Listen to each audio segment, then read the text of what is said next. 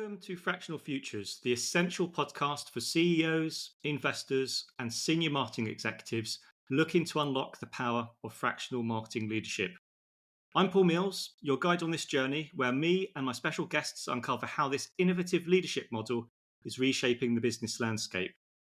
Whether you're a business leader looking to build a competitive advantage, an investor seeking to enhance the value of your portfolio, or a senior marketing executive considering a fractional career, this podcast is for you.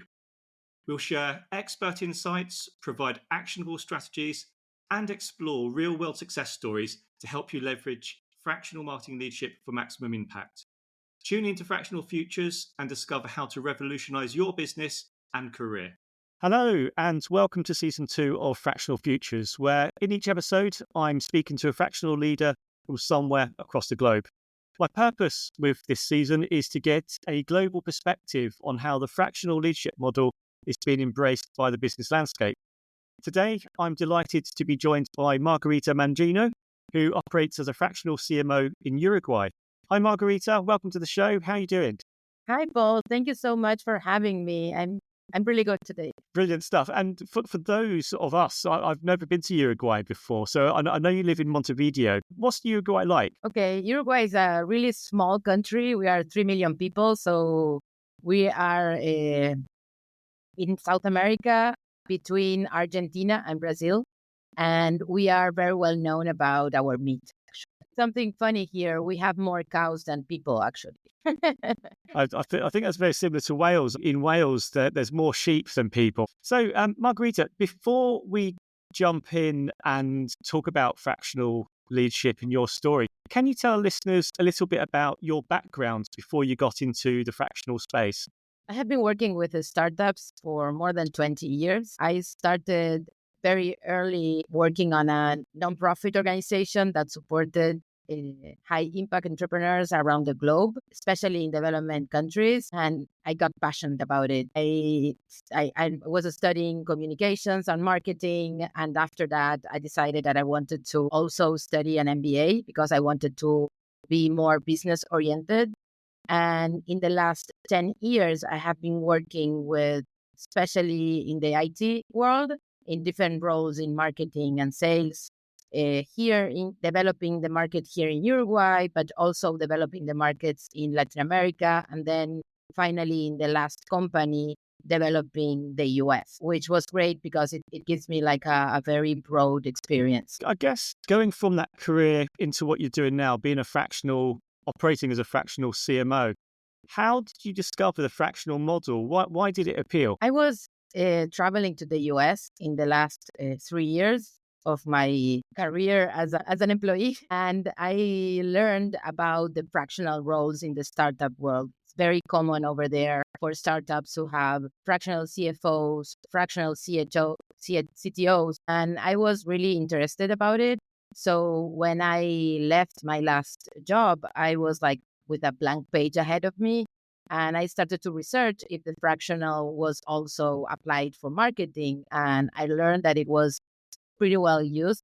So I decided to bring that kind of practice to this part of the world that is very unknown yet. And in terms of making that transition from an employee to a self-employed fractional CMO, what challenges did you have to overcome to make that transition happen? For me, it was especially the ability to change hats all the time.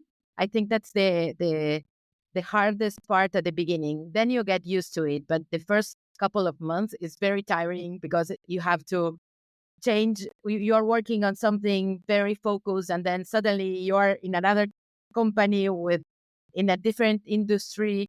So that's, I think that was the biggest challenge at the beginning. And now, a year and a half later, I believe that the hardest part is scale, actually, is building your network around you so you can be the focus point for a lot of companies because they are buying you as a professional with your experience, but how you can support yourself with different people in your team to grow and work with more companies. So that's the main challenge right now. And in terms of being a marketer and having that expertise as a marketer, did you find it easy to go from marketing a brand of your former employer to marketing yourself? How did you find that? It was a natural and easy process. I have been working on my personal brand for a while. I learned early on that you're by yourself, and I always remember Taylor Swift's song, "You're on your own, kid." So it's like you're working for a company, you're an employee, but at the end, you are also building your brand in the process, and you should be really aware of it. So I remember when I started to work, it was like before the previous one. I started to travel a lot in Latin America, and I started to show more of what I was doing on LinkedIn, because if you don't show it, nobody knows about it. You are doing a lot of great stuff, but behind the doors, and nobody knows about it. And it's actually like having a store and not working on your visual, right? On your storefront. Nobody will know what you're doing. So you actually have to share about it and build your personal brand. And at the beginning was like, okay, I started to share a few pictures. I saw that it got traction. I saw that a lot of people started to say, hey, you're doing great things. I love that. And when I changed jobs and started to travel to the US, it increased a lot because it has more. I remember being on the YouTube offices in my background, and there are things that people pay attention. So it was like a natural process. And it actually was great because when I launched the Fractional CMO practice, when I went to my network, people wanted to know what I was going to do next because they saw that I was doing interesting things for a long while. So now the process, it's not easy because now that I'm in the process of keep working on the brand, it's different when you're doing your job and you don't have the pressure of actually getting your next client. You have the pressure to getting the next client for the company, but you have a lot of other resources. So now I know that I had to take like a next step. And it wasn't a lot of, it was like getting out of your comfort zone again, because I started to record videos and show a lot more about my opinion and what I think about different things. But at the end, I'm always validating that when you do it, it's worth it. So I have a lot of people that came to me like, hey, I love what you're doing. And it started to happen to me that I went to a couple of events and it was like, oh my God, and I was like, oh my God, I'm becoming an influencer. What is this? It's kind of funny.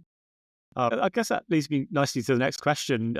So obviously there was a moment in your career where you pressed the button on LinkedIn to change your job title. How did your network respond to that change? Did many people understand the concept of fractional CMO? Because it's kind of, we understand that in the US, it's a very embedded work style now. But in terms of Uruguay, did you have to do a lot of educating to say what a fractional was? The first year was a lot about posting and talking about what a fractional CMO was. And it actually was kind of interesting because there were people that reached out to me like, hey, I want to learn more about what is this fractional. And it came from potential clients, but it came from professionals that wanted to understand if that would be something interesting for them as a next step. So it was something like, hey, I'm bringing a new concept from Uruguay. So that was something that attracted people to meet with me and talk and for them to learn more. But I had to educate, and I have to educate until now. And one of the first things that I say when I start is like, I'm a fractional CMO. I'm not a consultant, Those are totally different things. And that are things that I need to constantly keep going. And on that, how do you answer that question or that objection? So when you've got a potential client in front of you and they see you more as a marketing consultant, how do you explain the difference to your prospects? I don't have anything against consultants. That's the first thing I want to say. And sometimes you have to do some consultancy jobs. So, but mostly what I say is that as a fractional CMO, you are actually an employee of their company and you will be integrated to their team. You will manage the team. And if you do your job right, you will become their right hand in marketing. So that's especially what I try to say, that I won't work on a plan and then, I don't know, leave it to you to implement it. I will make sure that the plan is implemented correctly and we get the results that we wanted to accomplish. So that's mainly what I try to say and try to explain. Some people usually say, okay, that's kind of the thing that I want, that I'm looking for. And sometimes they are not. So, but it's fine. It's like, but I try to explain it that way. Yeah, and it's interesting. I only the last couple of weeks, I ran a poll on LinkedIn, just asking the business landscape. Do you understand the difference between a fractional CMO and a marketing consultant? And I think 60% of them said a fractional CMO is just a jazzed up marketing consultant. I still think even now that there's still lots of confusion. People still see it as a consultancy role rather than an embedded employee role. Even though you don't have an employment contract with that organization, you do have a business to business contract, of course, but it is a kind of, it is a different dynamic than a marketing consultant. So I guess that leads me nicely to my next question. In terms of Uruguay, you said earlier you've been doing this about a year and a half now. How has the business landscape generally embraced this fractional model? Are you seeing more companies exploring the model, or do you still have to push quite hard with the educational piece before you get a foot in the door and get a client? No, I had a really, really nice and really good response. Actually, when I started to pitch it, 2 weeks later, I was working with my first client. And a month later, I already was working with 3 different companies. And the nice thing that happened to me is that even though I was focusing at the beginning in the IT industry because it was where I had experience, I ended working with companies in other industries. And that's what I love the most. And two of them actually are more conservative companies and industries. So it's like, and for one of them, I have been working for a year and a half, more or less. So it's something that the difference also with the consultant is the consultant usually have a short-term relationship. And in this kind of engagement, you have a long-term relationship. So at some point they grow and they will not need you anymore unless you want to go full-time. And are there any particular sectors in Uruguay that are embracing the fractional model more than others? Certainly in the UK, the SaaS industry, technology, they've really embraced it just by the nature of that industry. Is that mirrored in Uruguay, or how is it with the more traditional sectors like law or accountancy? Well, here the tech industry is really big. We have more than 400 companies here in the tech world. But in the more traditional, I'm working actually with a civil engineering company, and it's really traditional. And for me, it's really hard to understand all the industry. So it takes me a little bit longer when it's more a traditional industry, because you have to really, for me in tech, it's like the induction is really quick. But for other industry, it takes a little bit longer to really get into understanding everything. But it's something that I found that it was, and I'm talking of companies with more than 30 years of experience in the market. So, but they are on this stage that they are needing to professionalize their marketing practices. So they are in a stage that they maybe in the previous years, they didn't need to do much marketing. But at this point, they want to grow. They have a really, actually, these two companies, what have in common, and they are they are both from traditional market. The other one is a lab. And what they have in common is that they have a really ambitious vision for 2027 or 2030. And to get there, they need to deliver a lot of more efficiently and really optimize and have more aligned plans. And that's what we're looking for when they bring me over. And a fractional role with experience and everything made all the sense for them. So that leads very nicely into my next question, because I was going to ask you, in terms of your clients that you're working with at the moment, obviously they have a need for you. Is there a certain size of company where this model works really well? And are there any businesses where if you're below a certain threshold, it's probably not the best option? Well, I have experience in the tech world, for example. It's companies with revenue below $5 million, for example. I believe that when they reach the $5 million and they are growing a little bit of more of that, they already have the capacity of hiring maybe a full-time, maybe not a CMO, but a marketing coordinator with more experience and more background. So mostly when I work with them, with the companies I am working, they're a little bit smaller, and they usually, or they don't have a marketing team. And I have some of them that are really small and they don't have a marketing team, or they have a marketing team, but it's junior. So they have been doing some initiatives and they have been doing some great things that took them to where they are now, right? But they don't have actually consistency. They don't have a strategy. They are not really sure if they are doing what they're doing is actually working. So in the end, what they need is someone with experience and seniority to organize everything, to align all the team and the strategy with the business goals, and to make sure that the team is implementing the plan. And they actually don't need like a full-time CMO for that. You can, if you have a team to execute, you can lead it with less hours and make sure they accomplish the results that we're looking for. And for your clients, where you go into a client, they've got no marketing team whatsoever. They've probably got the right level of ambition. They've probably got the right level of revenue. They're looking to grow. They need that first strategic leader from a marketing perspective to come in. So how have you found it from a career level to maybe get your hands dirty again? Because there will be some elements that you have to do.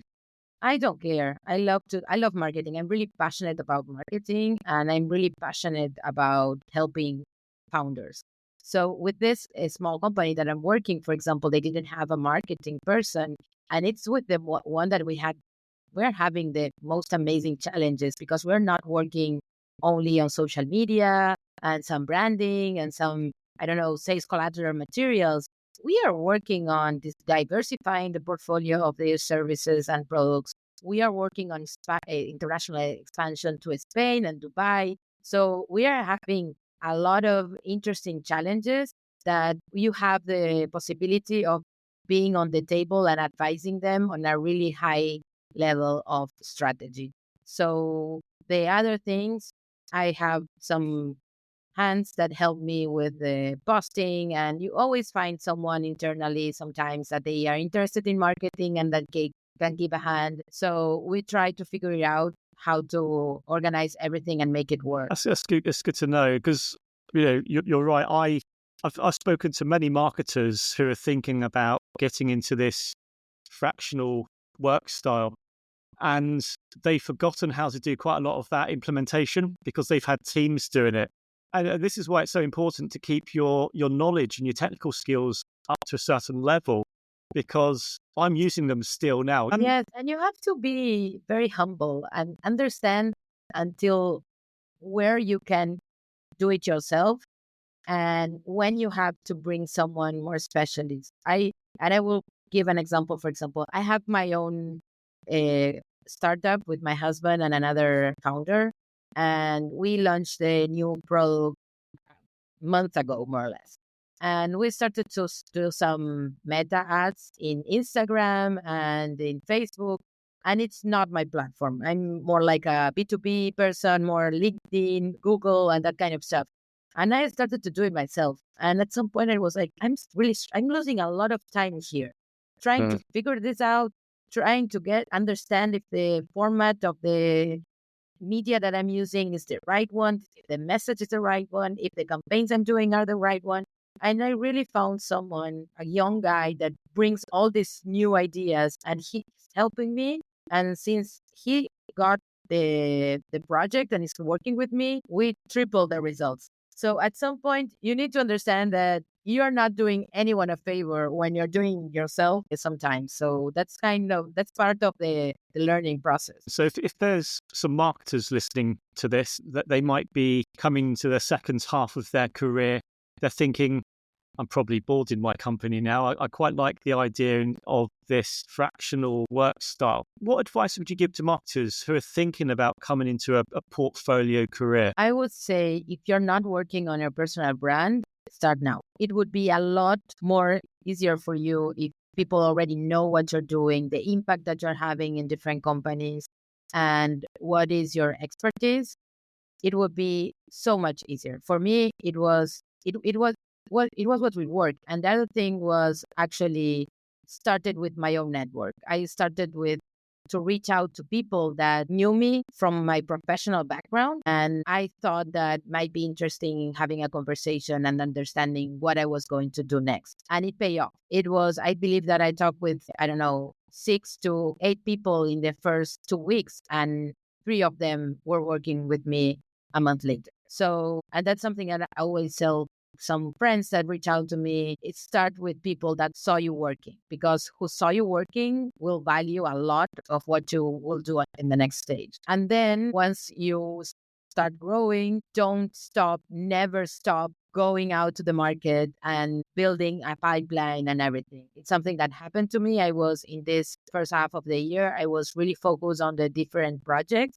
And I was in August, and it was like, oh my God, I have 2 of them that might be decreasing the engagement next year. And I was like, oh my God, I didn't have a pipeline. So I started to reinvest on the marketing strategy of my own, and started with the videos and all kind of stuff. And I already have a really nice pipeline, already closed a sale after that. And I have a few more coming. So, and my big lesson is never stop doing marketing, even though sometimes you are busy, even though sometimes it seems that it's not important, is the most important thing that you need to do. Yes, good words of wisdom there. And I was going to ask you, my final question to you, Margarita, is fractional leadership here to stay? Where do you think it will be in 5 years' time? I believe, at least here in Latin America, I believe that it will be a lot more engagement around fractional, because it is I'm offering in other areas already. I already hired fractional sales people. I already hired fractional HR people for some projects that I needed it. So it's actually something that a lot of people from my network, because of the market situation, because a lot of here in Uruguay, the domestic market is really small. So we depend on the international expansions, and the US have been a little slow because of the elections, the taxes and everything. So I had a lot of people that had to reinvent themselves in the last time. And the fractional is a really nice way of getting back to the market really quickly, faster than starting a new hiring process. And it also gives you the flexibility. I was talking with a friend yesterday, and I was saying this week I had the possibility of at noon cutting back and going to the pool for an hour. And that's something when you're working on your full-time job, it's impossible to do, right? So I won't cut out the hours. I will rearrange them to give all the results that I have to give. And sometimes I remember a Friday that I cut at noon because one of my kids had a special journey with his generation, and some moms were going, and I went really happy to enjoy it. And maybe on Saturday morning, I spent a couple hours working and getting back that hours that I dedicated to my kid. And it was really, really amazing to having the possibility to do that. So I believe that a lot of people will embrace it, and there will be more professionals and more companies working around it, because it's something that adds a lot of value. And for companies that are starting and they're growing, it's a really great asset to have someone with more than 20 years of experience dedicating time and thinking about how to help you grow. So I think it is something that will grow a lot. I think you're totally right. I totally concur with all of that. I guess that's probably a good time to close this show, Margarita. So if you've been listening or watching this episode, I hope you found value from the discussion and you've been inspired by Margarita's journey and her insights. In our next episode, I'll be speaking to another fractional leader from a different part of the world, so stay tuned for that. So Margarita, thank you again so much for giving up your time to share your perspectives. I've really enjoyed listening to what you've had to say, and I wish you the very best of luck with your future journey. Thank you. Thank you for having me. I had so much fun, and let's keep in contact.